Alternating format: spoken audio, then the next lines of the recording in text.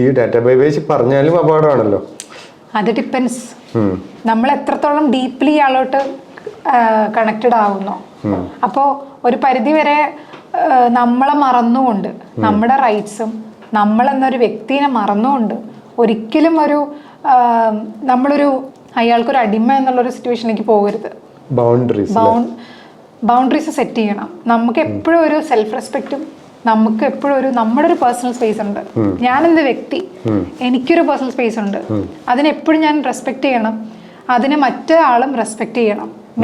We should make sure that ആ ഒരു respect and ലവും ഉണ്ടെങ്കിൽ മാത്രമേ ഇത് വർക്ക്ഔട്ട് ചെയ്യുള്ളൂ.